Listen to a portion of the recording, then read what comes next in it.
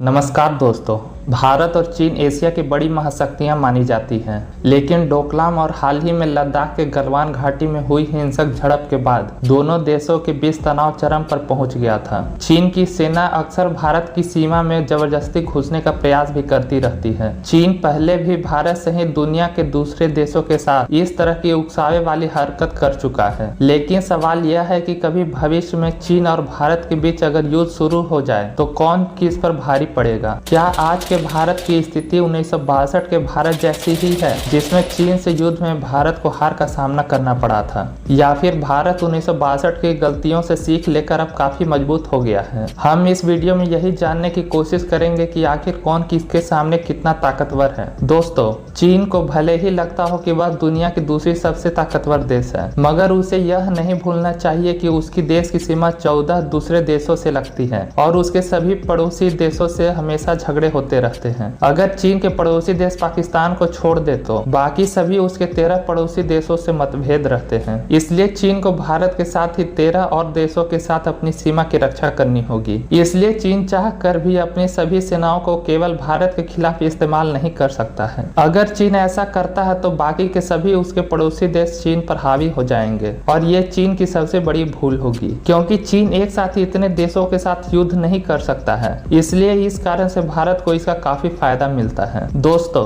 अगर बात दोनों देशों की सैनिकों की संख्या की जाए तो चीन के पास सक्रिय सैनिकों की संख्या दुनिया में सबसे ज्यादा है, जो कि 22 लाख के करीब है। वहीं भारत के पास सक्रिय सैनिकों की संख्या की बात की जाए तो 14 लाख के करीब है। दोस्तों, आपको बता दें कि सक्रिय सैनिक का मतलब है कि अगर अभी युद्ध हो जाए तो ये सक्रिय सैनिक लड़ाई के लिए तुरंत तैयार हैं। मगर दोस्तों, अगर वही बात रिजर्व सैनिकों की जाए तो चीन के पास केवल 5 लाख ही हैं, मगर भारत के पास 21 लाख रिजर्व सैनिक हैं, जो कि चीन से काफी ज्यादा है। इसलिए अगर दोनों देशों की कुल सैनिकों की संख्या की बात की जाए तो रिजर्व और सक्रिय सैनिकों की कुल संख्या भारत के पास 34 लाख है, वहीं चीन के पास महज 27 लाख ही है। दोस्तों, चीन भारत से एक और चीज में कमजोर है, वह है युद्ध के एक्सपीरियंस में, क्योंकि चीन के सेना के अफसर को ज्यादा युद्ध का एक्सपीरियंस नहीं है, क्योंकि चीन ने आखिरी बार दूसरे देश से युद्ध वियतनाम से लड़ी थी, जो कि 1979 में हुई थी। उसके बाद चीन ने कोई युद्ध नहीं लड़ा है। वहीं अगर बात भारत की जाए तो भारत ने कारगिल का युद्ध पाकिस्तान से 1999 में लड़ी थी, जिसमें भारत की बहुत बड़ी विजय हुई थी। अगर दोनों देशों के बीच टैंकों की बात की जाए तो चीन के पास कुल टैंकों की संख्या 3400 है, वहीं भारत के पास टैंकों की कुल संख्या 4200 है। लेकिन दोस्तों, आपको बता दें कि भारत और चीन के बीच के युद्ध में टैंक का कोई ज्यादा योगदान नहीं होगा, क्योंकि टैंक का इस्तेमाल समतल जमीन पर युद्ध में होता है। लेकिन भारत और चीन की सीमाएं बड़ी बड़ी पहाड़ों से घिरी हुई है। हिमालय पर्वत दोनों देशों की सीमाएं से लगती है, इसलिए टैंकों का इन पर्वतों पर कोई ज्यादा यूज नहीं होगा। वहीं दोनों देशों के पास रॉकेट आर्टिलरीज की बात करें तो इसमें भारत के पास 266 रॉकेट आर्टिलरीज है, मगर चीन के पास 2600 है। यही भारत के लिए एक कमजोर कड़ी है कि भारत से काफी ज्यादा चीन के पास रॉकेट आर्टिलरीज है, क्योंकि दोस्तों, जिस तरह की भारत चीन की सीमा है वहां पर रॉकेट आर्टिलरीज का एक अहम योगदान साबित हो सकता है, इसलिए इसमें चीन को एडवांटेज मिला है। वहीं दोनों देशों के पास फाइटर जेट की बात करें तो इसमें दोनों देशों के बीच में मात्र 19-20 का ही फर्क है। भारत का पलड़ा इसमें थोड़ा हल्का है, मगर दोस्तों, भारत के लिए अच्छी बात यह है कि भारत के पास सुखोई जैसे बेहतरीन लड़ाकू विमान है। अगर दोनों देशों के पास एयरक्राफ्ट की बात की जाए तो भारत के पास कुल 2150 एयरक्राफ्ट है, वहीं चीन के पास लगभग 3400 के करीब एयरक्राफ्ट है। उसमें भारत के पास लड़ाकू विमान 550 है, तो वहीं चीन के पास लगभग 200 लड़ाकू विमान है। अटैक एयरक्राफ्ट भारत के पास 172,